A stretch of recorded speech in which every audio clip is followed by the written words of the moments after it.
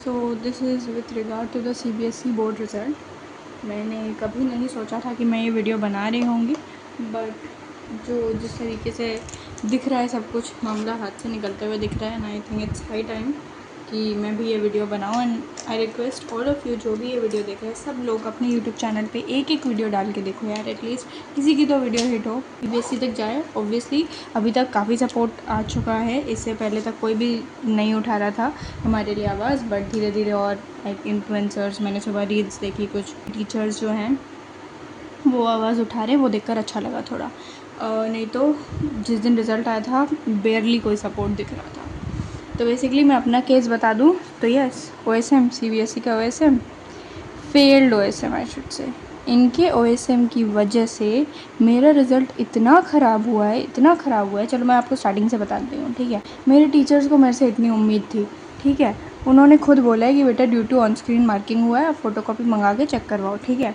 Even मेरी English की ma'am ने, इंग्लिश में आई गॉट 94 on 100, ठीक है। बच्चे जो मतलब जिनके मेरे से काफ़ी कम आते थे प्री बोर्ड्स में, एक बच्चा तो ऐसा जिसके मेरे से काफ़ी कम आते थे प्री बोर्ड में, उसके आ रखे हैं 96 on 100। चलो ठीक है, English is a very subjective subject, you know, language subject है, चलो ठीक है, काट दिए नंबर तुमने क्रिएटिविटी पे, तुमको नहीं पसंद आया। बाकी सब्जेक्ट्स पे सर, फिज़िक्स, केमिस्ट्री, मैथ्स, इन तीनों में आपने सबसे कम नंबर दिए। किस हिसाब से चेकिंग हुई है ये, क्या है ये? मतलब OSM है, इसका मतलब आपको वही मोस्टली मेरे पापा, वो तो अच्छा है मेरे पेरेंट्स ने एटलीस्ट क्या बोलते हैं, उनके सामने वीडियो आ गई थी OSM की रियलिटी की before the declaration of the results के डिक्लेरेशन के 2-3 दिन पहले ही मेरे पापा वाज वाचिंग सम वीडियो। अब वो वीडियो कितनी सही थी, कितनी कितनी गलत थी, वो अरविंद अकेडमी सर वाली जो वीडियो थी, जो सबसे पहले आई थी, कॉपीज़ रिटर्न कांड वाला जो वीडियो उन्होंने बनाया था, ठीक है। अब वो वीडियो में कितनी सच्चाई थी, कितना झूठ था, वो आई कांट से, बट अब रिज़ल्ट आने के बाद दिख ही रहा है वो वीडियो पूरी तरीके से सच थी। एंड वही हुआ है। I am sure blurry copies were there, क्योंकि मेरे इतने कम आ ही नहीं सकते। चलो ये तो मैंने आपको इंग्लिश का बता दिया, इंग्लिश में चलो काट दिया, ठीक है। इंग्लिश में it actually depends on your luck कि आपको कैसा एग्जामिनर मिला है। इंग्लिश में मैं बताऊँ तो मैं 100 on 100 का पेपर करके आई थी, बट ठीक है, 100 on 100 कोई देता नहीं है, तो चलो मान लिया 98 on 100 तुमने कर दिया, ठीक है। 94 पे कैसे पहुँच गया बच्चा, पता नहीं, मुझे कुछ समझ नहीं आया। मैंने अपनी मैम लाइक जो भी हमारे सब्जेक्ट टीचर थे, सब लोग पूछे थे मेरे सब्जेक्ट में कितने मार्क्स आए बताओ, ठीक है। तो मैंने मैम को बताया, मैम 94। तो मैम खुद शॉक्ड है। मैम बोल रही है मैंने लिखा मैम को, but ma'am I was expecting, at least मैंने सबसे मिनिमम करके लिखा, मैंने मैम को लिखा मैम आई वाज एक्सपेक्टिंग 97+। तो मैम ने मेरे को आगे से लिखा कि फ़ोटोकॉपी मंगाओ बेटा, we will discuss it. Like ma'am भी तैयार है मुझे सपोर्ट प्रोवाइड करनी है, तो समझ सकते हो आप लोग, क्योंकि मेरे प्री बोर्ड्स में भी इतने कम नहीं आए हैं यार। इंग्लिश में मेरे सबसे ज़्यादा हमेशा इंग्लिश में ही आते हैं। वो एक ऐसा सब्जेक्ट है जिसके लिए, अरे हाँ, एक बार क्या हुआ है, मेरे इंग्लिश में फुल भी आए हैं, बस आधा नंबर कटा है। काफ़ी कम नंबर आए थे उसमें, अच्छे पढ़ने वाले बच्चों के भी।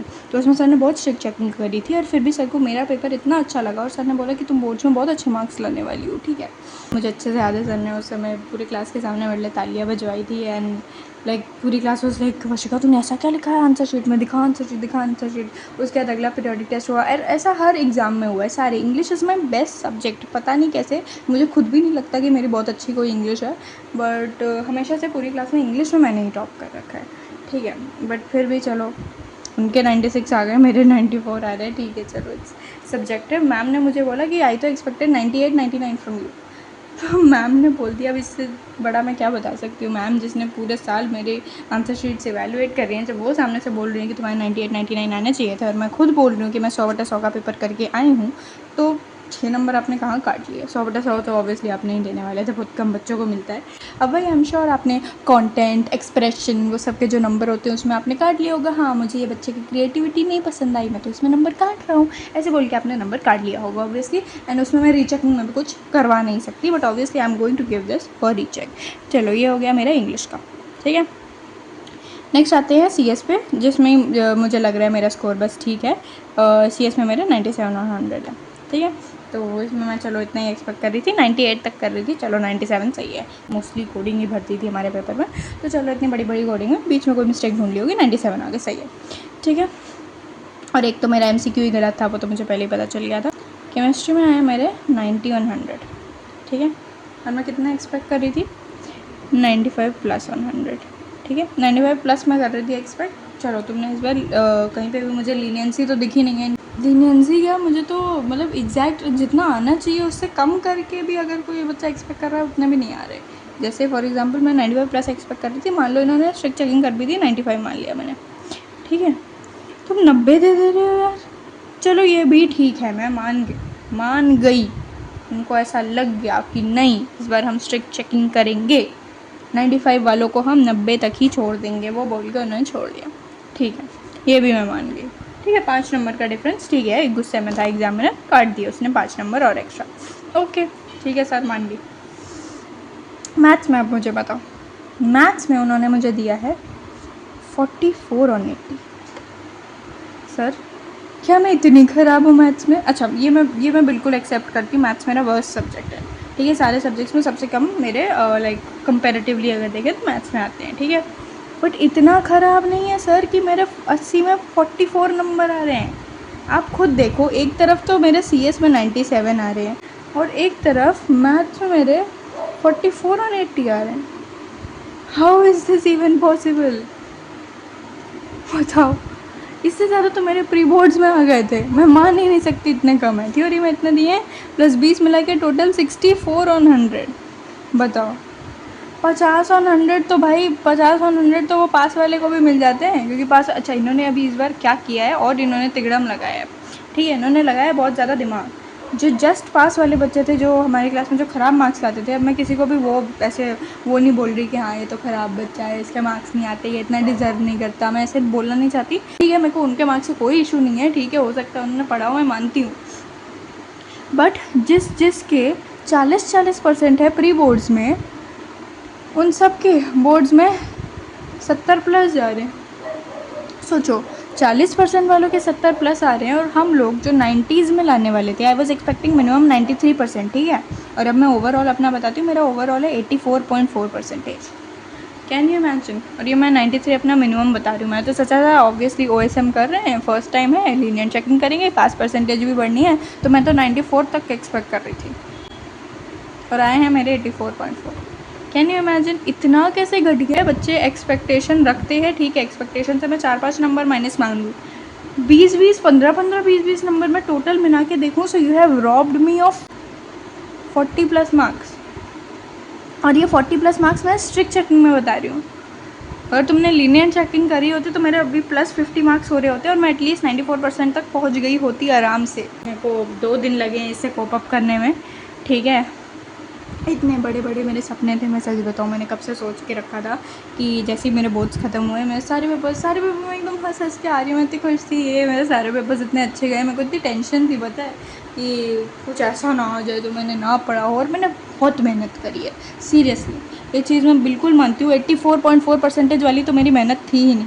मेहनत की अगर मैं बात करूँ, आपको लगेगा बहुत आई एम बोस्टिंग, बट मैंने जितनी मेहनत करी यार मैं बता रही हूँ, मैंने 95% प्लस वाली मेहनत करी थी। इस बार मैंने सोचा था कि इस बार मेरे को 12th में चाहिए, मेरे 10th में 95.2 थे, तो मैंने सोचा था 12th में मेरे को 96-97 चाहिए, बट कोई नहीं, पेपर्स भी चलो ट्रिकी थे, मानती हूँ मैं, और मैं भी कोई, मेरी भी गलती ऑब्वियसली, वो मैं मानती हूँ, तो ठीक है 94, 93, अरे चलो ठीक है 93 भी नहीं, अब मान लो इसमें तो मैं मिनिमम बता रही हूँ ना, अपना स्ट्रिक्ट चेकिंग मान लो तुमने कर दी, स्ट्रिक्ट चेकिंग करके तुमने मुझे 90 तो दो एटलीस्ट, कल को मेरे हाथ में वो मार्कशीट रहेगी यार, वो ज़िंदगी भर का एक वो कागज़ पे एक दाग रह गया यार वो मेरे लिए, कि मैं 90 तक नहीं क्रॉस कर पाई। What the hell is 84? I have never scored this low. तुम क्या बात कर रहे हो? मैं तुम्हें 11th का बताऊँ, 11th सबसे हार्डेस्ट क्लास मानी जाती है, मेरी 11th तक में इससे ज़्यादा परसेंटेज है, 11th तक में मेरे 88-89 समथिंग परसेंटेज थे, आई गेस 88 थे शायद समथिंग, तो उससे कम मेरी 12th में आ गई जस्ट बिकॉज ऑफ तुम्हारा ये फेल्ड OSM सिस्टम। अब तो मुझे पक्का लग रहा है वो ब्लर कॉपीज़ वाली बात एकदम सही है। मैथ्स में मैं फिर भी एक्सपेक्ट कर रही थी 65 on 80, ठीक है, मान लो तुमने और काट पीट दिए, स्ट्रिक्ट चेकिंग कर दी, 60 मेरा मिनिमम था मैथ्स में, 60 से नीचे जा ही नहीं सकता। मान लो चलो तुमने और काट दिया, तुमने स्टेप मार्किंग ही हटा दी, 55, चलो 50, मान लो मैं 60 से, असल में मेरे 65 आ रहे हैं, सोचो मैं 65 से अगर 50 भी चली जाऊँ तब भी 50 से भी 6 नंबर तुमने मुझे कम दिए हैं, सोचो जो एक्सपेक्टेशन है उससे मैं -15 करके भी देखूं तो भी मेरे 6 नंबर कम है। यानी कि अगर मैं एक्चुअल में देखूं तो 65 - 44 21 मार्क्स का डिफरेंस सर। 60 भी लेके चलो तो भी अप्रॉक्स 15 मार्क्स का डिफरेंस। एजुकेशन सिस्टम से इतनी ज़्यादा फेडअप हो चुकी हूँ। पहले इनका इतना बड़ा पेपर, NTA इतनी बड़ी इनकी एजेंसी बड़ी बड़ी बातें करते हैं, ये क्या कि this is not your school exam, we have layers of security, ये बड़ी बड़ी बातें कर करके इनका पेपर हो जाता है लीक। और इनको खुद को पता ही नहीं है, ठीक है, इनको खुद को पता ही नहीं है। पेपर हुआ है 3 मई को और इनको अप्रॉक्स जाके पता चला है गैस 10 मई को, शायद 10 या 8 मई को, पता नहीं एग्जैक्ट, मैं नीट स्टूडेंट नहीं हूँ तो मेरे को नहीं पता इतना। पर सोचो पेपर हुआ है इनका 3 मई को, उसके बाद इनको होश ही नहीं है, इनको पता ही नहीं है कि इनका पेपर लीक हुआ है। वो तो बच्चों ने आवाज़ उठानी स्टार्ट करी, टेलीग्राम के स्क्रीनशॉट शेयर होने लगे, तब तो पता चला। ऐसे ही जाने कितने और एग्ज़ाम्स लीक होते हैं। फिज़िक्स का पेपर मेरा इतना अच्छा गया, एक्सपेक्ट कर रही हूँ 90 ऑन 100, आया कितना सोचो, 77 ऑन 100। इन्होंने मुझे थ्योरी में 47 दिया है ऑन 70। क्या है ये। और जो हाँ एक और चीज़, रिलेटिव ग्रेडिंग, इनकी रिलेटिव ग्रेडिंग होती है, ये सबको पता होगा। इस बार पता चला है A1, ऐसे A1 A2 ऐसे होता है। तो A1 में होता है सबसे पहले 1/8, जो टॉप के जो 1/8 ऑफ द स्टूडेंट्स हैं वो A1 में आते हैं, ठीक है। मैंने एक वीडियो देखी कल, उसमें मुझे पता चला कि इस बार, अच्छा मुझे 77 ऑन 100 पे A2 मिला है, ठीक है। मैंने कल एक वीडियो देखी, उसमें मुझे पता चला कि 79 ऑन 100 पे इस बार A1 मिला है। तो सोचो, यानी कि 1/8 ऑफ द स्टूडेंट, 79 भी अगर आप ला रहे हो तो आप 1/8 ऑफ द स्टूडेंट्स हो। तो सबसे पहले मेरे को इतना तो ख़राब लगा कि मेरे को +2 और दे देते, 79 कर देते तो इनका क्या बिगड़ जाता, ठीक है। +2 दे देते थे क्या, आई डिज़र्व +2, क्या मैं +10 डिज़र्व करती हूँ भाई। और हाउ कम कि पिछले 3-4 साल से, तो मैं पता है फिज़िक्स का पेपर कैसा होता है, पिछले 3 साल से 23, 24, 25 में आई थिंक सबसे ज़्यादा पंगा मचा था, क्योंकि इसमें कॉम्पिटेंसी बेस्ड क्वेश्चन भी ऑब्वियसली और बढ़ गए थे। हाउ कम इसमें, जिसमें JEE एडवांस लेवल के क्वेश्चंस थे, इस वाले पेपर का जो एवरेज गया था, इस वाले पेपर में हर दूसरे, अब ये तो मानो ना मानो बट सीनियर्स भी इस चीज़ को मानेंगे कि इनके पेपर में ऑलमोस्ट सबको, मोस्टली बच्चों को इतना मॉडरेशन लगा के 95 वाले बच्चे इतने ज़्यादा थे पिछली बार कि मैं क्या बोलूँ। हमारे खुद के स्कूल का रिज़ल्ट, जहाँ कोई बहुत होनहार बच्चे नहीं हैं, बहुत एकदम फिज़िक्स के मास्टर्स नहीं है हमारे क्लास में कोई बच्चे, ठीक है, उनका पिछले साल का मैं रिज़ल्ट शेयर कर रही हूँ, सबसे ज़्यादा गया है रिज़ल्ट फिज़िक्स में पिछली बार। और कितने, उसमें मैंने स्टैटिस्टिक्स एग्जैक्ट देखा था, मुझे अभी याद नहीं है बिल्कुल भी, बट मैं सच बोल रही हूँ। अब मैं बताना इसलिए नहीं चाह रही क्योंकि मेरा उससे स्कूल रिवील हो जाएगा, वो मैं नहीं बताना चाहती। बट 90+ स्कॉलर्स, मोस्टली बच्चे, मोस्ट ऑफ द बच्चे 90+ स्कॉलर्स के ब्रैकेट में थे। तो हाउ कम कि एक जो JEE एडवांस वाला पेपर, जो सबसे ख़तरनाक पेपर था, उसमें एवरेज स्कोर 92 से 95 के बीच में रहा है, ये मैंने कमेंट भी देखा। और इस बार 79 पे ही A1 बन जा रहा है। मैंने क्या क्या सोचा था, मेरे सपने देखो, सपने जो इन्होंने तोड़ दिए। मैं तो अपने 23, 24, 25 बैच वाले जो सीनियर्स हैं उनके एक्सपीरियंस के अकॉर्डिंग ही बताऊंगी ना, ऑब्वियसली। तो उनके एक्सपीरियंस के अकॉर्डिंग तो उनको सबको मॉडरेशन मिला था, ठीक है, सबको मॉडरेशन मिला था। और मॉडरेशन की वजह से सबको +5 तक तो मिनिमम सबको मिला है लास्ट ईयर। इस बार तो इसीलिए मैं बोल रहा हूँ, मॉडरेशन की तो बात ही मत करो। मॉडरेशन, लीनियंट, ये सारे टर्म्स तो आप भूल ही गए हो CBSE, है ना, क्योंकि हम बच्चे थोड़ी, हम तो कुछ और ही है, ठीक है। तो मॉडरेशन और लीनियंसी की तो मैं बात करना ही नहीं चाहती, इसको हटा भी दो। इसके बिना मैंने तुम्हें अपने नंबर बताए हैं, इसके बिना मेरे इतने नंबर और बढ़ रहे हैं। At this point I just want कि जल्दी से जल्दी इनका रिवैल्यूएशन पोर्टल खुले।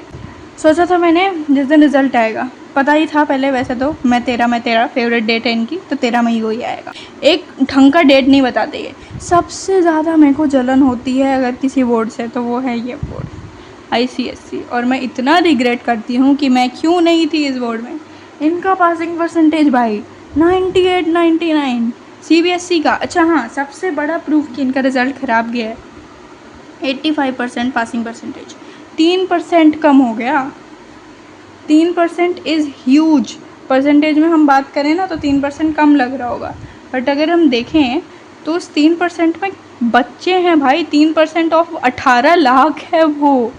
2,70,000 अराउंड बच्चे जो हैं हुए हैं फेल, मतलब वही फेल कंपार्टमेंट से बाटी। इतना गंदा आपका पासिंग परसेंटेज। तो मैं इसलिए नहीं बोल रही SSC में जस्ट इसलिए जाना है मुझे कि वहाँ नंबर बहुत बढ़ते हैं, ऑब्वियसली नंबर भी मिलते हैं इनको सही, मतलब बढ़िया, ये एग्जैक्ट चेकिंग करते होंगे तब इनको बढ़िया नंबर मिलते हैं। इन्होंने कोई ऐसे अचानक से आउट ऑफ द बॉक्स कोई OSM रूल नहीं निकाल दिया, वो भी निकाला तो निकाला, एटलीस्ट उसकी प्रॉपर ट्रेनिंग तो दो, 1 साल पहले से बताओ। बोर्ड डेट शीट तो तुम बहुत पहले से निकाल लेते हो, तो जब तुमने बोर्ड डेट शीट इतने पहले निकाल दी तो तभी तुमको सोचना चाहिए था कि इस बार हम चलो डेट शीट हमारी बन गई है, अब हमें इवैल्यूएट किस तरीके से करना है पेपर्स को, ये तुम्हें पहले से ही सोच के रखना चाहिए था। तो तभी तुम्हें निकाल देना चाहिए था ये OSM आराम से, तब निकालते दिवाली के आसपास, 2-3 महीना टीचर्स को ट्रेनिंग देते, बढ़िया से हमारी चेकिंग हो जाती। अरे मैं अपना बता रही हूँ, बहुत सारे बच्चे भाई मेरे से भी खराब 90% जो भी मेरी तरह एक्सपेक्ट कर रहे हैं 70 परसेंटेज आ रहे हैं। मैं तो फिर भी चलो 85 के अराउंड पहुँच गई। एक बच्चा जो 90 एक्सपेक्ट कर रहा है उसके 70 कैसे आ जा रहे हैं भाई? क्या मतलब फेल वालों को तो तुमने ग्रेस दे दे के पहुंचा दिया ये 60-70 तक, तो उनकी तो चांदी हो गई कि जो फेल हो रहे थे उनको तुमने पास कर दिया, वो उसी में खुश हैं। माफ़ कीजिएगा, काम वाली आंटी आ गई थी, अब उनके सामने तो एनीवे मैं अपनी भड़ास नहीं निकाल दी, ठीक है जो भी। तो टाइटन रागा मैंने मम्मी को बोला था, मम्मी मेरे को दिलाना। तो मतलब ये बता के मैं ये नहीं दिखाना चाहती कि मैं कितनी ओवर कॉन्फिडेंट थी, मैं बताना चाहती हूँ कि मैं कितनी कॉन्फिडेंट थी कि मैं इतना अच्छा पेपर करके आई हूँ कि एग्जामिनर मेरा खुश हो जाएगा। मैं तो उल्टा ये सोच रही थी। चलो सपने छोड़ते हैं, सपने तो अब गए, भाड़ में गए सब। मान भी लूँ, मान लो मैं रिवैल्यूएशन करवा भी लूँ, क्या तुम रिवैल्यूएशन में तुम्हें पता ही है आप लोगों को ये कितनी ज़्यादा अपनी गलतियाँ मानते हैं। CBSE रिवैल्यूएशन में कभी अपनी गलती नहीं मानता। मैंने जितने लोगों से अभी बात करी, जितने लास्ट ईयर के मेरे सीनियर से बात करी, मेरे खुद के कज़न भाई चाचू से बात करी, तो उन्होंने बताया कि लास्ट ईयर ऐसा हुआ था कि उसके तो 5 मार्क्स जो है काउंट ही नहीं हुए पूरे पेपर में, नहीं बढ़े मार्क्स, तो कोई फ़ायदा नहीं हुआ। फिर उन्होंने और भी कुछ लोगों के किस्से बताए, फिर और भी मैंने जिन लोगों से सुना, और मोस्टली लोग ये बोल रहे हैं कि रिवैल्यूएशन में वो जनरली 2 से 3 मार्क्स बढ़ाते हैं बस, उससे ज़्यादा वो कभी बढ़ाते नहीं हैं। तो मेरा तो इतना डिफरेंस है यार मार्क्स में, और सिर्फ मेरा नहीं कितने बच्चों का है। और मुझे इनके रिवैल्यूएशन सिस्टम पे भी, जब इनका OSM सिस्टम, जब इनका चेकिंग सिस्टम इतना ख़राब हो सकता है तो तुम इनके रिवैल्यूएशन सिस्टम से क्या ही भरोसा रख रहे हो। इनके रिवैल्यूएशन सिस्टम पे मुझे 0% भरोसा है, और मैं तो अभी से ही मान गई हूँ कि 84% ही मेरी फाइनल परसेंटेज है, और ज़िंदगी भर मुझे अपनी मार्कशीट पर यही दाग लेके घूमना पड़ेगा जस्ट बिकॉज ऑफ इनकी ये घटिया सी चेकिंग। मतलब मैं फालतू में पागल थी जो मैं 3 घंटे के पेपर में अपना हाथ दर्द कर करके लिख के आई हूँ। वो छोड़ो, इनके चक्कर में मैं अपना JEE ख़राब कराई भाई। मेरे को ऐसा था कि मेरे को एटलीस्ट JEE में मानती हूँ मेरी कोई बहुत खास वो नहीं हो गई थी, बहुत खास कोई तैयारी नहीं हो गई थी, बट ऐसा भी नहीं था कि मैं इतना ख़राब करके आऊँ। मैं एटलीस्ट कट ऑफ आराम से निकाल लेती है, I was sure about that. ठीक है, मेरा फर्स्ट अटैम्प्ट जनवरी वाला ख़राब गया था बिकॉज उस समय प्री बोर्ड्स एंड ऑल चल रहे थे ना, उस समय मैं पढ़ पाई, और मुझे पहले से ही पता चल गया था अप्रैल वाला तो और ख़राब जाना है बिकॉज बीच में पूरा बोर्ड्स एंड पूरा मैं बोर्ड्स पर फोकस करूँगी, क्योंकि मेरे पेरेंट्स को चाहिए था कि मैं बोर्ड्स में एक अच्छी परसेंटेज ले आऊँ। एक होता है सबको अपना खुद का एक मन होता है, क्योंकि ऑलरेडी वो जान के अब मेरे जान अटैम्प्ट के जो परसेंटाइल थे उससे डिसअपॉइंटेड थे, तो उन्होंने सोचा बेटा एटलीस्ट तुम बोर्ड्स पे फोकस करो, बोर्ड्स पे अच्छे मार्क्स लाओ। मैंने भी वही सोचा कि ऑलरेडी मैं जान अटैम्प्ट बिगाड़ चुकी हूँ, JEE को छोड़ो, अभी आगे और कॉम्पिटेटिव एग्जाम्स आएंगे, और मेरा ऐसा कुछ है भी नहीं कि जैसे कुछ बच्चों का JEE मेरी जान है, मेरे को BTech ही करना है, IIT से ही करना है, मेरा ऐसा कुछ ऐसा था भी नहीं। तो मैं सोचा ठीक है JEE is just an entrance exam for me, छोड़ देती हूँ मैं, आगे और एंट्रेंस एग्जाम आएंगे उनके लिए प्रिपेयर करती हूँ। ठीक है, तो मैंने अप्रैल अटैम्प्ट को भी जो है, ऊपर से मेरी किस्मत, तो मेरा लक, ये शब्द जब भी आता है ना, लक भगवान, जब ये शब्द जब लक बांट रहे थे ना, मैं सबसे लास्ट में खड़ी थी, क्योंकि जब भी कोई भी चीज़ लक वाली आती है मैं हमेशा फ्लॉप होती हूँ। ठीक है, हमेशा से मैंने देखा है, पता नहीं मेरे साथ ऐसा क्यों है। एग्ज़ाम में कोई क्वेश्चन मैंने देखा एक रात पहले ही, मैंने सोचा ये तो नहीं आएगा, एग्ज़ाम में वही टपक गया। ठीक है, लक की बात कर रहे हो तुम। बहुत सारे बच्चे जैसे मैंने बता ही दिया अभी, 40% वालों को तो 70 आ रहे हैं, वो तो उसी में खुश है। मेरा इसमें भी बेड़ा गर्क हो गया। ठीक है, तो इसमें भी मेरा लक ख़राब, बोर्ड्स में भी मेरा लक ख़राब। इनके चक्कर में जस्ट बिकॉज कि मुझे बोर्ड्स में एक अच्छी परसेंटेज चाहिए थी, तो मैंने अपने पेरेंट्स को भी बोला, मेरे पेरेंट्स ने बोला बेटा ठीक है तुम बोर्ड्स पे ज़्यादा फोकस करो, अभी वो भी ठीक है।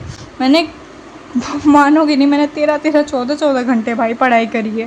मुझको इतनी एक तरीके से हंसी आ रही है, शर्म आ रही है कि मैंने क्यों किया ये। 13-14 घंटा मैं JEE की पढ़ाई में लगा देती, एटलीस्ट कट ऑफ मेरा आराम से निकल जाता है यार। जनरल है वैसे मेरा कट ऑफ मुश्किल है, बट ठीक है, मेरी जो परसेंटाइल आई है आई नो मैं उसमें बहुत बेटर कर सकती थी। और हाँ, लक की बात कर रहे थे, 2 अप्रैल शिफ्ट 1 आ गई। ईजी शिफ्ट थी वैसे तो मेरे पास अप्रॉक्स आई थिंक 1 हफ्ता भी नहीं था पूरे ढंग से, हाँ 1 हफ्ता ही था ये अप्रॉक्स। उसमें 1-2 दिन ऐसे ही चले गए बर्थडे मनाते हुए दोस्तों के, 3-4 दिन बचे। और उसके बाद मेन दिक्कत ये है ना, ये जेई जैसे एग्ज़ाम्स की तैयारी में तुम 2 साल पढ़ रहे हो, उसके बाद अगर लास्ट के 2 महीने में तुमने छोड़ दिया ना तो तुम्हारा गया सीट, समझ लो तुम। तो ये 2 महीने जैन का तो गया मेरा अटैम्प्ट। इसके बाद फेब और मार्च ये दोनों तो मैंने पूरा बोर्ड्स पे लगा दिया ना। मैंने ऐसा बोर्ड्स पे लगाया कि मैंने सोचा मेरे को बोर्ड्स में क्या कर रही हूँ मैंने सोचा बोर्ड्स में मेरे को इतना अच्छा करना है कि मेरे को भूल ही जाना है। जेई जैसे मेरे को जेई की तरफ एक बार देखना भी नहीं है, मेरे को इतना अच्छे से बोर्ड्स में कर लेना था। तो मैंने जेई की तरफ देखा ही नहीं है बिल्कुल, और वही दिक्कत होगी सिंस मैंने देखा ही नहीं। मुझे लास्ट के जब वो 3-4 दिन जब बचे, जब मैं देखने जा रही हूँ तो ईजी चीज़ें तक मुझे याद नहीं आ रही जेई की। तो बस मैं ऐसे ही ऊपर से रिवाइज़ करके गई। ऑब्वियसली जान से ज़्यादा ही परसेंटाइल बनी क्योंकि एक्सपीरियंस भी था, बट वही है कि और बेटर कर सकती थी इनके चक्कर में। अब जब मुझे पता ही था 80% ही इनको देने थे अगर रिजल्ट में, तो 80% लाना बोर्ड्स में कोई बहुत बड़ी बात नहीं है। 80% तो मैं 3-4 लास्ट के दिन में पढ़ के ले आती आराम से, क्योंकि पूरे साल तो मैंने पढ़ाई करी ही है ना। मैं स्कूल तो गई हूँ, स्कूल के प्री बोर्ड्स भी मैंने दिए हैं ना, कोई प्री बोर्ड्स में ऐसे कोई बहुत ख़राब नंबर मैं लाई हूँ। मैं तो बता रही हूँ बोर्ड से ज़्यादा तो मेरे प्री बोर्ड्स में आए हैं। अरे प्री बोर्ड छोड़ो, 11th का मैंने बता दिया, इससे ज़्यादा मेरे 11th में आए हैं यार, तुम क्या बात कर रहे हो। तो इनके इस डीमोटिवेशन की वजह से अभी देखो, अभी मेरे को जून में एक एंट्रेंस एग्ज़ाम देना है, ठीक है। मेरा छोड़ो, मेरा एटलीस्ट जून में है, मेरे पास टाइम है अपनी मेंटल हेल्थ सुधारने का। जिनका CUET है, किसी का तो same day CUET same day result पटक दिया। सोचो वो बच्चा किस मेंटल स्टेट में CUET लिखा होगा, या तो CUET लिख के आया होगा तो उसके बाद वो क्या सोच रहा होगा, मतलब अपना रिज़ल्ट देख के शॉक हो गया होगा। और कुछ बच्चों का बिट सेट और जेई का क्राइटेरिया गया इनके वजह से। बस मेरा खुद का मैंने ये निकाला है, कितना आया पता है, 77%। मैं खुद इसमें 2% से बची हूँ। तो सोचो वो 80s वाले बच्चे जिनको 60 में दे दिया, वो तो सीधे गए बिट सेट क्राइटेरिया से। मैं तो चलो बिट सेट दे भी नहीं रही हूँ, मेरे को नहीं पड़ता उससे फ़र्क। कितने बच्चों का ड्रीम होता है यार, वो कितने बच्चे कितने दिन से प्रिपेयर किए हैं। अरे जेई में एक बच्चे ये बहुत सर्कुलेट हो रहा है एक्स एंड रेडिट पर, अगर आप एक्टिव हो, 97 percentile in JEE Mains, 98 percentile in JEE Mains. सिर्फ कोई एक बच्चा नहीं है, बहुत सारे बच्चों के। और इसमें दिया है, बोर्ड्स में दिया है 68%। कैन यू इमेजिन, मतलब ये जेई के पेपर से टफ होने लगा तुम्हारा बोर्ड्स का पेपर। क्या है ये, अपनी मर्ज़ी से कुछ भी चेकिंग कर दी है, मतलब रैंडम। इतनी हाफजार्ड तरीके से इन्होंने नंबर दिए हैं। मैंने खोला अपना मार्कशीट, मेरे को तो लग रहा था ये मेरा रिज़ल्ट है ही नहीं। मैं अपना एक्सपीरियंस बताती हूँ, ठीक है। सबसे पहले आया डिजी लॉकर। एक तो आजकल ये नया नाटक शुरू हुआ है, आजकल ये डिजी लॉकर, उमंग, इन सब पे पहले आता है, वेबसाइट पे नहीं आता है। 10th में तो मैं सीधे वेबसाइट पे देखी थी और मेरे को अच्छा भी लगता है वेबसाइट पे ही देखना रिज़ल्ट। ये डिजी लॉकर में मेरे को मज़ा नहीं आता, ठीक है। तो मैंने खोला अपना रिज़ल्ट, ठीक है। पहले तो ये अचानक से, अच्छा ये रिज़ल्ट में क्या होता है ना, जब ना जिस पॉइंट पे तुम उम्मीद छोड़ दो ना तभी आता है रिज़ल्ट, ठीक है। तो क्या हुआ कि 12 तारीख को मैंने पूरे दिन, 11 तारीख को भी वेट किया। एक तो पहले से इनका सून चल रहा था, फाइनली आ गई 13 तारीख, जिस दिन मुझे पूरा भरोसा था रिज़ल्ट आएगा ही, ठीक है। लेकिन उस दिन भी 1 बज गए, 1 बजे तक कोई अपडेट नहीं। तो अब मैं सोची यार 1 बज गए, अब तो कहाँ ही आएगा, अब तो मुश्किल लग रहा है। लेकिन मन में एक था भी कि यार 13 तारीख है, आना तो आज ही चाहिए। फिर सिंस 10th वालों का 4 बजे तक आया था, 4 PM तक, तो मैं सोची आ भी सकता है। बट पता नहीं 1 बजे के बाद एक रिलैक्स मूड में मैं चली गई थी, मैंने छोड़ दिया था फ़ोन देखना। वरना सुबह से मैं बार बार रेडिट रिफ्रेश कर रही हूँ, एक्स रिफ्रेश कर रही हूँ, मेरा यही चल रहा था। और जिस पॉइंट पे मैंने छोड़ दिया तभी आई थिंक 126 के आसपास या 130, आई थिंक इसी कह रहा हूँ, तब आ गया था रिज़ल्ट, ठीक है। मैंने देखा अराउंड 135 के आसपास शायद, वही मैंने अचानक से, जब मैं तो उम्मीद छोड़ ही दी थी, फिर मैं अचानक से इसी आई, मैंने रेडिट रिफ्रेश किया, रेडिट खोला अपना। मैं कुछ भी होता है सबसे पहले रेडिट ही खोलती हूँ, पता नहीं मेरी आदत है। तो मैंने रेडिट खोला, देखा अरे आ गया, सब लोग कर रहे हैं। तो फैचिंग इन 5 4 3 2 1 ऐसे आया, ठीक है। तो मुझे लगा सिंस ये फैचिंग वाला इनका बहुत पहले से दिखा रहा था, ठीक है, तो मुझे लगा 5 4 3 2 1 के बाद भी नहीं आएगा, लगता है, हो सकता है नहीं आया हो। और पता नहीं मुझे क्यों ऐसे अंदर ही अंदर मैं थी यार डिनाइल में कि नहीं आएगा रिज़ल्ट, पता नहीं क्या ही हो रहा था मुझे, ठीक है। बट वो 5 4 3 2 1 हुआ और आ गया वो अचानक से सामने। और अचानक से सामने आया, ऐसे शीट सामने आई, और सबसे पहले जो मुझे रिज़ल्ट दिखा, जनरली सबसे पहले आपकी नज़र फर्स्ट लाइन पे जाती है ना, बट मेरी पता नहीं कैसे फर्स्ट लाइन पे नहीं गई, सबसे पहले मेरी नज़र गई इस पे, यहाँ पे लिखा था 64। मेरी नज़र गई वो 64 में, बोली what the hello, this is out of 100, ये कैसे हो सकता है, ठीक है। फर्स्ट वाली लाइन पे नज़र गई नहीं, उसके बाद सेकंड लाइन पे गई, यहाँ पे लिखा है 77 on 100। मेरा हो गया दिमाग ख़राब, ठीक है। इसके बाद कहाँ नज़र गई, यहाँ ग्रेडिंग पे पूरे में A1 दिखा 3 में, ठीक है। एक में दिखा A2, ठीक है। सबसे पहले मेरी नज़र गई इस पे 64 वाले पे, B2 में मेरा दिमाग ख़राब हुआ वो 64 और 100 देख के। फिर उसके बाद फिर मैंने ये दोनों देखे, मेरा दिमाग ख़राब हो गया। मेरा ब्रेन अभी भी डिनायल में है, ठीक है। मेरे को अभी भी लग रहा है, मेरे को लग रहा है कि हाँ ये डिजी लॉकर है। मैंने डिजी लॉकर पे आज तक कभी देखा नहीं है रिज़ल्ट। हमेशा तो मैंने बताया, मैं हमेशा क्या ही बोल रही हूँ, मैं 10th में ही तो दिया है एक बार। हाँ, तो 10th में तो मैंने वेबसाइट पे देखा था। मैंने सोचा डिजी लॉकर पर पहली बार देख रही हूँ, इसका पता नहीं, हो सकता है ये 64 थ्योरी का लिखा हो सिर्फ, ठीक है। जबकि मुझे दिख रहा है सामने साफ साफ कि वो टोटल में लिखा है, फिर भी मेरे को पता नहीं क्यों मैं डिनायल में ही हूँ अपने। स्टार्टिंग से देखना स्टार्ट किया, फिर मैंने देखा इंग्लिश में 94 ऑन 100, फिर मेरे को पता चला ये आउट ऑफ 100 है। और तब तक मैं ये मैं यहाँ पे ऐसे ही अपने कमरे में जहाँ पे मैं ये वीडियो बना रही हूँ, इसी टेबल पे बैठ के मैंने देख लिया था रिज़ल्ट, ठीक है। क्योंकि मेरे को लग रहा था वो 5 4 3 2 1 के बाद आएगा नहीं रिज़ल्ट। मेरे को लग रहा था मेरे को रिज़ल्ट बाद में वैसे ही चेक करना पड़ेगा लैपटॉप में जाके, ठीक है। तो ऐसे ही पेरेंट्स को जाके ये 5 4 3 2 1 हो रहा है, ठीक है। मैंने 64 देख लिया। उसके बाद मैं उठ के जाके ये देखने के बाद मैं पेरेंट्स को बता रही हूँ, मतलब देखते देखते ही पूरा रिज़ल्ट मैंने अभी भी नहीं देखा है, बस वो 64 वाली चीज़ मेरे मन में घूम रही है, ठीक है। और मैंने बाहर जाके बोला ड्राइंग रूम में जाके कि आ गया रिज़ल्ट। और फिर आते ही मैं बोल रही हूँ, और फिर जब मैंने फाइनली देख लिया कि ये 64 आउट ऑफ 100 ही है, तो मैं बोल रही हूँ हैं ये क्या हुआ। फिर मैंने देखा फिज़िक्स का 7700। मेरे पेरेंट्स ने देखा, उनका दिमाग ख़राब हो गया। धीरे धीरे जब पता चला कि मेरे पूरे स्कूल में यही गड़बड़ है मेरे साथ, जो लाइक मैं ऐसे अपने आप को बोस्ट नहीं करना चाहती अपने बारे में कि हाँ मैं वर्ड टॉपर हूँ, बट ठीक है यार, मेरे अच्छे नंबर आते हैं, ठीक है। वैसे ही लाइक मैं हूँ, कुछ बच्चे हैं हमारी क्लास में टॉपर्स, और साथ में एक और बच्चा है, उसकी तो जेई भी बहुत अच्छा गया है, ठीक है। वो से भी कम, उसको 81% मिले हैं। तो तुम सोच रहे हो क्लास टॉपर्स के जब 81 आ रहे हैं। एंड अभी तक काफ़ी टीचर्स ने वीडियो बना दी है, काफ़ी लोग ट्वीट कर रहे हैं, सीबीएसई को सब कुछ दिख रहा है, उन्होंने कमेंट्स फ्लडेड हैं इस चीज़ से। और अभी भी वो अभी मैंने देखा 17 मिनट पहले कुछ तो स्पोर्ट्स का कुछ तो इन्होंने डाला है, उसमें भी सारे यही कमेंट्स है कि रीवैल्यूएट करो हमारी मार्कशीट। तो ऐसा नहीं है कि उनको कुछ दिख नहीं रहा है, सब देख रहे हैं। वो चारों तरफ से इतना बैकलैश मिल रहा है, फिर भी इतनी एरोगेंट ऑर्गेनाइजेशन मैंने नहीं देखी। मतलब इनसे बेटर एटलीस्ट एनटीए एक्सेप्ट तो कर लिया था। एनटीए तो बहुत ही ख़राब है भाई, इनकी मैं क्या ही बात करूँ, छोड़ो इनको। तो इनका तो पेपर ही लीक होता रहता है, और इनका तो इनकी आंसर की तो इनसे बनाई ही नहीं जाती भाई। यही मैं इनका मेरे को पता है। आई एम हैप्पी कि इन्होंने एटलीस्ट एक्सेप्ट करी अपनी गलती और रीनीट कराया, वरना कितने सारे बच्चों का रह जाता। और वो सारे वो पेपर लीक जिन्होंने ख़रीदा है वही सारे बन जाते डॉक्टर्स, उनसे हमको इलाज कराना पड़ता। बताओ।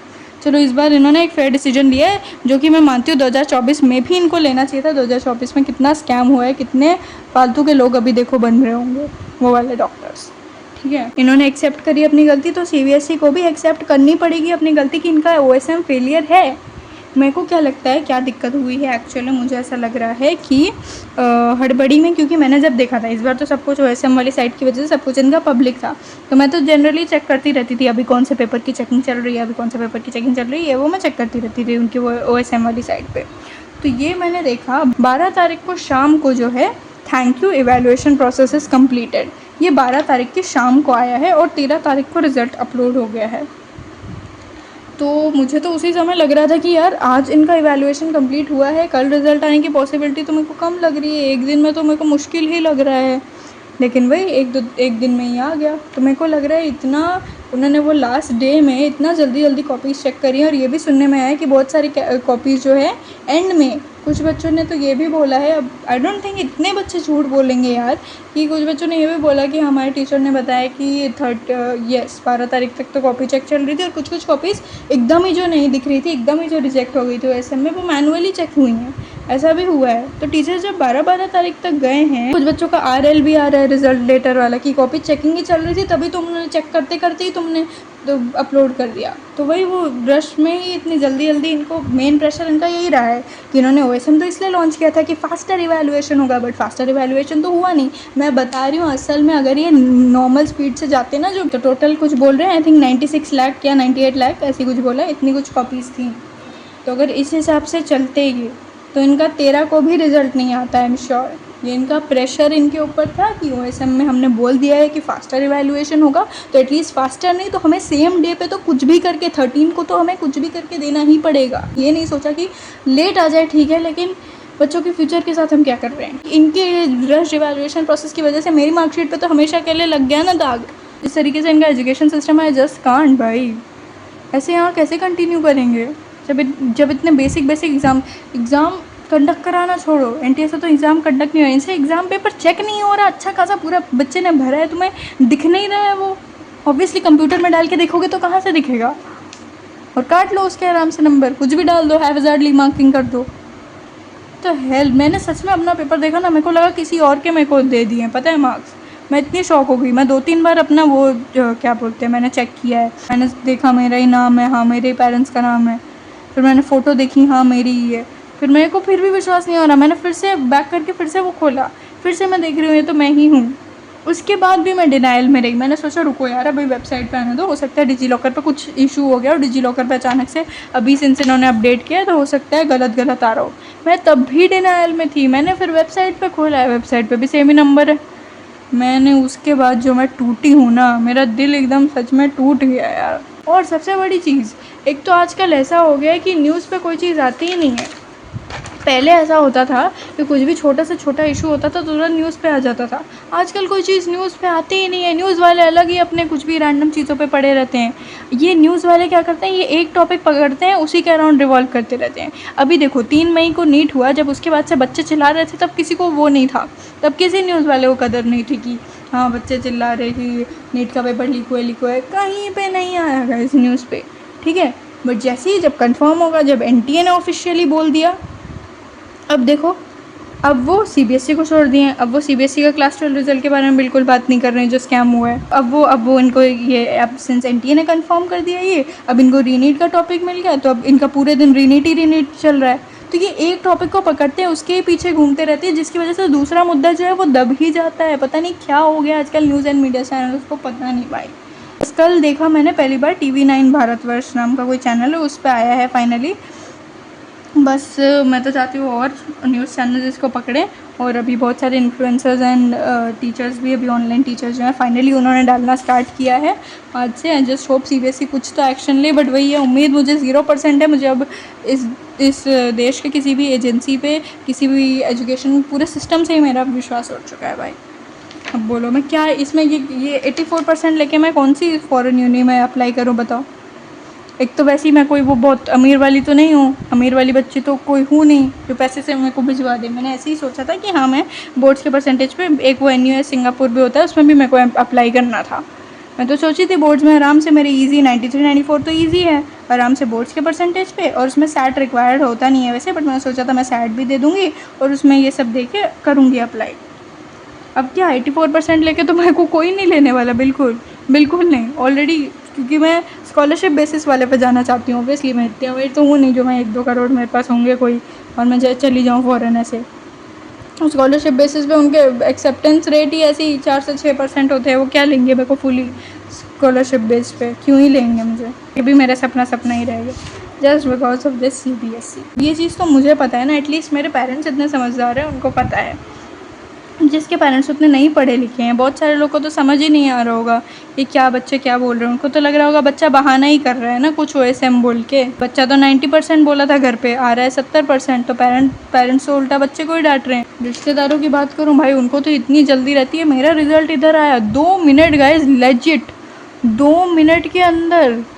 मतलब मेरे को मैं खुद देख रही हूँ रिजल्ट अभी आया, उनका तब तक आ गया रिजल्ट आ गया। क्या हम लोग अपना ही रिजल्ट देख ही रहे हैं, उतने में ही ऊपर नोटिफिकेशन मैं अपना देख ही रही हूँ, मैं टूटी हुई हूँ एकदम वो डिजी लॉकर का वो देख के, हाथ में मेरे ऐसे है फ़ोन और ऊपर से आ गया रिजल्ट आ गया। क्या ठीक है, और एक बस नहीं था, 2-3 और आते जा रहे हैं। मतलब एक साथ आते ही मेरे क्लासमेट्स मैसेज करे, समझ आए, मेरे क्लासमेट से पहले रिश्तेदार मैसेज कर दिए। इतनी क्या चूल है भाई इन लोग को, तुम्हारा रिजल्ट है क्या। और पता नहीं कुछ लोग ऐसे क्यों हैं, मुझे बिल्कुल भी समझ नहीं आता। गाइस मैं बहुत ज़्यादा रैंट कर रही हूँ इस वीडियो में, बहुत ज़्यादा मैंने बोल दिया, बट ठीक है मैं अपनी सारी भड़ास निकाल के ये ख़त्म करना चाहती हूँ ये topic once and for all. भी रिवैल्यूएशन में भी ये मैक्स टू मैक्स 2-3 नंबर बढ़ा के बस छोड़ देंगे। मेरे ये 93 तो किसी हद से 93 क्या, ये 90 भी नहीं करने वाले, क्योंकि 90 के लिए कम से कम 6% बढ़ाने हैं मुझे, और 6% बढ़ाना तुम्हें पता है 1% मतलब 5 मार्क्स होते हैं। तो सोच लो 30-40 मार्क्स तो ये किसी हाल में नहीं बढ़ा रहे, मेरे पता ही है मुझे। बोल के ख़त्म करना चाहती हूँ ये सब अपनी एक वीडियो में डाल के, ताकि मैं फ्यूचर में एटलीस्ट देखूँ, समझूँ उस समय मेरी क्या मेंटल स्टेट थी, उस समय क्या किया था सीबीएसई ने हमारे साथ। और ना बोलना आसान होता है पेरेंट्स के लिए भी, अभी एट दिस पॉइंट मेरे पेरेंट्स के लिए भी बोलना बहुत आसान है। मैं उनको लाइक कैसे गलत नहीं ठहरा रही, बट मैं कह रही हूँ मेरे पेरेंट्स के लिए, उनके लिए बोलना आसान है बेटा कि अभी छोड़ो ये सब, एंट्रेंस एग्जाम पे ध्यान दो। वैसे भी इस पर अभी देखो कुछ लोग ये भी आएंगे कॉमेंट्स में बोलने की क्या इतना क्या रेंट कर रही है, छोड़ दे, एटलीस्ट 75+ तो है ना, इतना ही रिक्वायर्ड होता है बस। फ्यूचर में कौन सा काम आने वाली है, फ्यूचर में तो बर्थ सर्टिफिकेट ही बनना है मार्कशीट का। फिर भी यार मार्कशीट का बर्थ सर्टिफिकेट ही बनना है, बट मेरी मेहनत का क्या, कहाँ है उसका फल फिर? तो वो तो बुरा लगेगा ही ना, जिसकी एक्सपेक्टेशन ही 90 वाली है यार, उसको तुम कम दोगे तो उसको तो बुरा लगेगा ही ना, क्योंकि उसकी मेहनत ही उतनी करी थी। 2-3 मैंने स्कॉलरशिप्स देख रखी थी यार, वो भी बोर्ड्स के परसेंटेज पे। मैंने बोला ना स्कॉलरशिप्स, फॉरेन यूनिवर्सिटी, मैंने बहुत कुछ प्लान कर रखा था यार। बोर्ड्स के बेसिस पे बहुत लोग बोलते हैं कि कुछ नहीं होता, बट बहुत कुछ होता है इन सारी चीज़ों पे भी। एटलीस्ट तुम एक जो रेज्यूमे या फिर जो फॉरेन यूनिवर्सिटीज़ के लिए कुछ अपने जो भेजते हो ना, ऐसे वैसे में जो चीज़ मेंशन करते हो उसमें तुम क्या मेंशन करोगे? As a 12th standard student 12th तक किसी ने कोई बहुत खास कुछ काम किया नहीं होता है। जैसे ऑब्वियसली अगर मैं फ़ॉरेन की बात करूँ तो फ़ॉरेन के बच्चे स्टार्टिंग से ऐसे एनजीओज़ में, इन सोसाइटी में वो स्टार्टिंग से ही क्लब्स में पार्टिसिपेट करते हैं, वो सब रहा है। But I don't think India में एज सच ऐसा कुछ बहुत ज़्यादा कहीं पे इतना रिच इन्वायरमेंट है भी, अनटिल अनलेस तुम कोई बहुत अच्छे स्कूल में हो, नहीं है। तो वो बच्चा तो इन सब चीज़ों के बेसिस पे ही अप्लाई करेगा ना।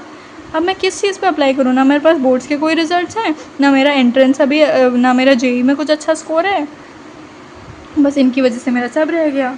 वही ये बोलना आसान होता है बेटा एंट्रेंस पे फोकस करो, इसके बेसिस पे तो वैसे भी कॉलेज नहीं मिलना, but back of the mind चलता रहता है ये सब, नहीं जाता ये सब मन से। आगे जाके बर्थ सर्टिफिकेट ही बनना है, बट जब एक देखोगे ना, एक जो प्राउड फीलिंग आती है ना कि हाँ मैंने मेहनत करी थी, मेरे को इसका फल मिला। लेकिन मैं आज भी अपने 10th की मार्कशीट देखती हूँ, मेरे को बहुत अच्छा लगता है अंदर से।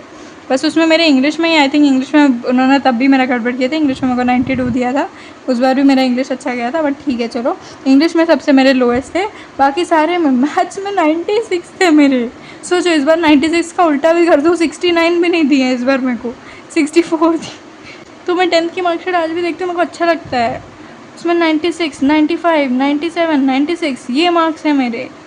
और इसके बाद अब के मार्क्स देखो, 94, 77 और क्या बोला मैंने, 64, 90 एंड और एक क्या बचा, CS 97। एक बार देखो ये और ये मार्क्स, कोई कंपैरिजन दिख रहा है? ये तो मैं सेम बच्चे के मार्क्स लग रहे हैं। मान लिया 10th और 12th में बहुत डिफरेंस है, बट बच्चा नहीं बदल जाता। अगर बच्चा मेहनती है ना तो 10th और 12th में ऑलमोस्ट कोई डिफरेंस नहीं रहता है, इतना वेरिएशन मार्क्स में। तो से यार तुम इन दोनों के ही वेरिएशन से समझ लो ये सेम बच्चे की मार्कशीट नहीं है, क्या ही मैं बोलूँ पता नहीं।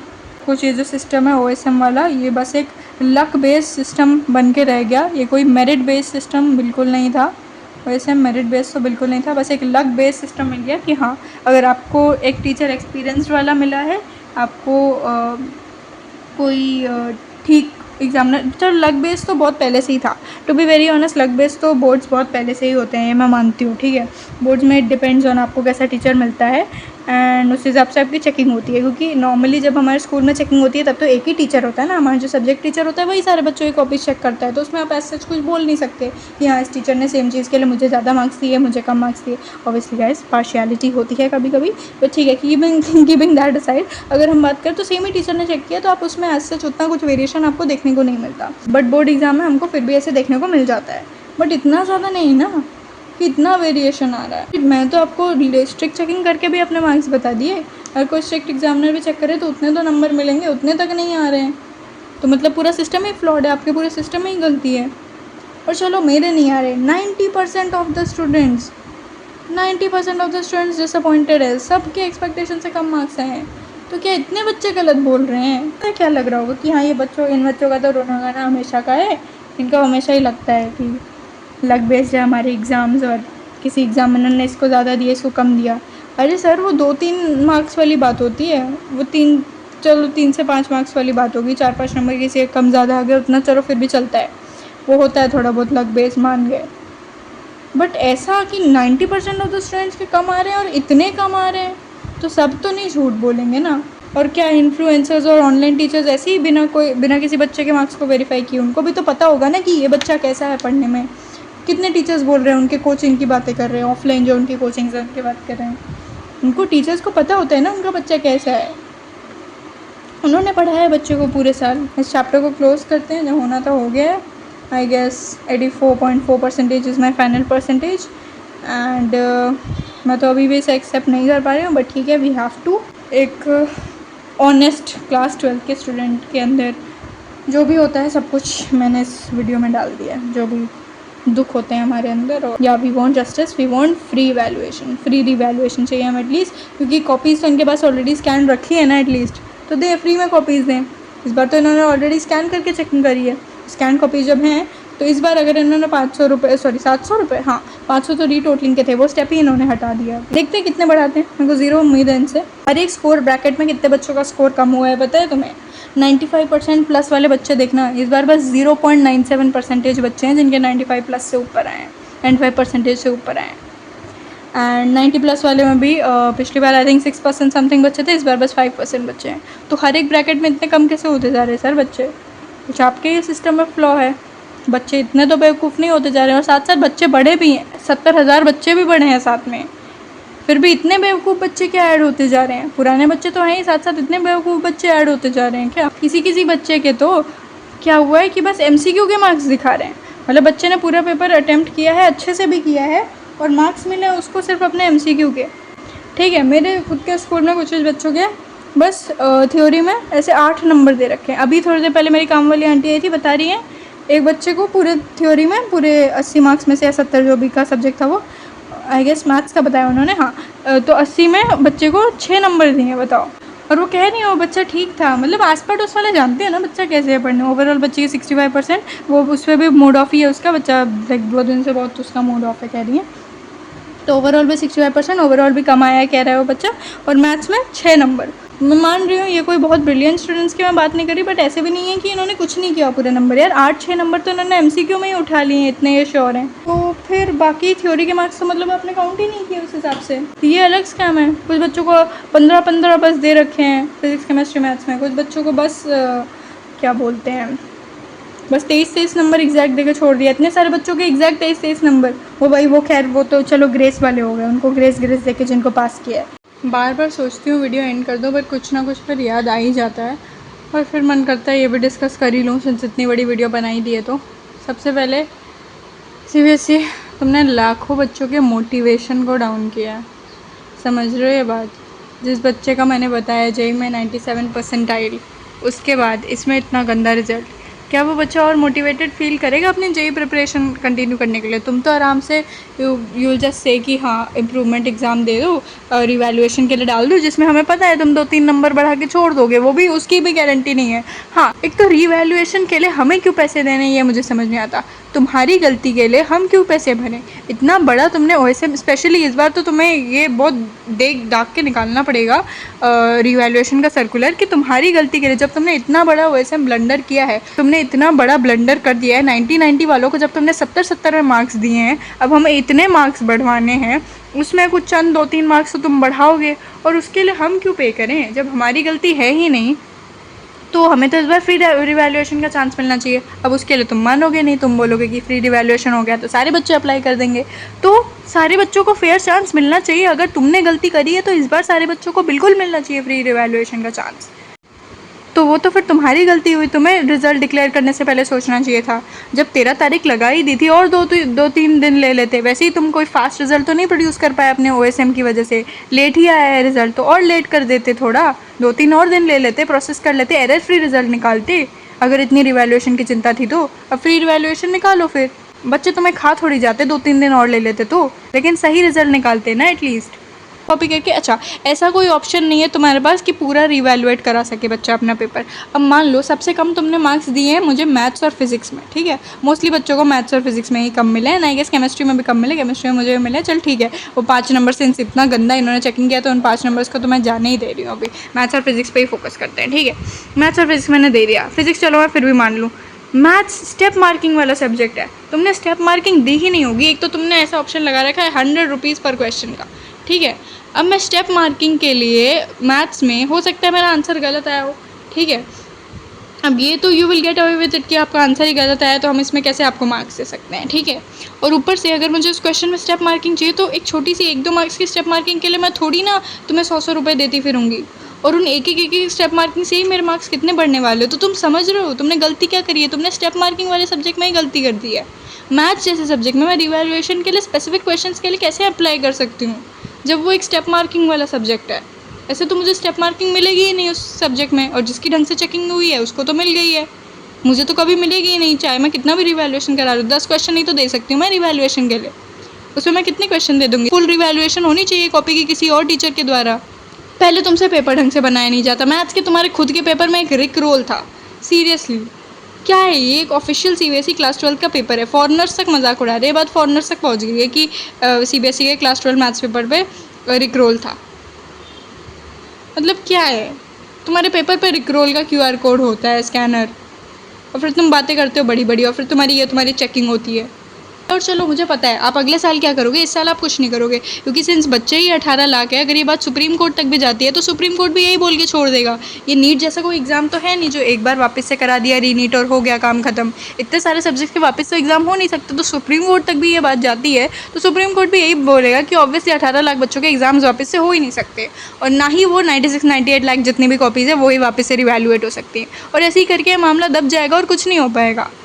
और नेक्स्ट बैच के लिए हाँ ये बोल देंगे बस कि नेक्स्ट बैच से आप ध्यान रखें, तो नेक्स्ट बैच तो बच जाएगा, बट हमारा क्या, हमारी मेहनत का क्या सीबीएसई, हम क्या एक्सपेरिमेंट रैट्स हैं जो हमारे ऊपर सारे तुम एक्सपेरिमेंट करे जा रहे हो। था 10th का रिजल्ट आया था, मुझे लगा था हमारा भी अच्छा आएगा, 10th वालों को तुमने इतना अच्छा रिजल्ट दिया था, इतना कैसे डिफरेंस है, 10th का रिजल्ट इतना अच्छा आया है सेम ही ईयर, और 12th के रिजल्ट सेम ही ईयर इतना ख़राब कैसे आया है। दिख रहा है क्योंकि 10th की हुई है मैनुअल चेकिंग। 50-60 साल के टीचर्स हैं हमारे पास, not trying to be rude here, but आधों को फ़ोन ढंग से चलाना नहीं आता, वो OSM सिस्टम क्या चलाएंगे। मतलब तुम्हें सोच समझ के तो लगाना चाहिए भाई, ये सब OSM फॉरेन कंट्रीज़ में होना चाहिए, वो तक नहीं यूज़ करती हैं ये सब। तुम्हें बहुत टेक्नोलॉजिकली एडवांस बनना है, बन गए टेक्नोलॉजिकली एडवांस, खुद का भी गिरा लिया पासिंग परसेंटेज, बट इनको थोड़ी कुछ फ़र्क लगता है। मुझे तो कभी कभी लगता है ये इनका एक फुली प्लान स्कैम है, उन्होंने दिमाग लगाया है रिवैल्यूएशन करा के, इन्हें पता है कि जो फेल वाले बच्चे हैं जो फेल हो रहे थे उन्होंने क्या किया मैं बताऊं, ऐसा मुझे जो अभी तक का लग रहा है इनका फुली प्लान स्कैम कुछ इस तरीके से है। देखो इन्होंने क्या किया, जो बच्चे फेल हो रहे थे उनको इन्होंने ग्रेस दे के पास कर दिया, जो 23 जिनके हैं ना, ये सब 23 जब एग्जैक्ट आता है ये पता है ये ग्रेस वाले ही नंबर होते हैं, क्योंकि सबके एग्जैक्ट 23 नहीं आते हैं, ये सब जो 17-18 वाले जो बच्चे होते हैं वही होते हैं, उनका +5 लग के 23 करके ग्रेस नंबर मिल जाते हैं। तो ये 23 वाले जो बच्चे हैं इनको आपने ग्रेस ला के फेल वालों को पास कर दिया, ठीक, और ताकि आपका पासिंग परसेंटेज थोड़ा सा इंक्रीज़ हो जाए। लेकिन जो बच्चे जो पढ़ने वाले थे उनको आपने 90s वालों को 70s में दे दिया, और आपको तो पता ही है वो बच्चे तो ज़रूर जो 90 एक्सपेक्ट कर रहा है उसके 70 आए वो तो ज़रूर रिवैल्यूएशन के लिए अप्लाई करेगा, और रिवैल्यूएशन में फ़ायदा किसका होना है, आपका होना है। तो मुझे तो इनफैक्ट ये एक फुली प्लान स्कैम लग रहा है। 18 लाख में मान लो, ऑलमोस्ट 18 लाख में मेरे को लगता है बस 1-2 लाख बच्चे होंगे जिनका ठीक रिजल्ट आया है इस बार जो सेटिस्फाइड है।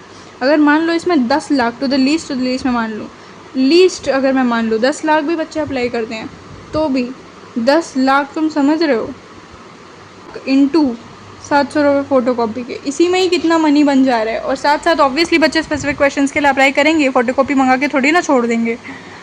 तो क्या कितनी, ये तो ऐसा लग रहा है अपनी कमाई करने में लगे पड़े हैं ये लोग। What the hell is wrong with this country and this education system.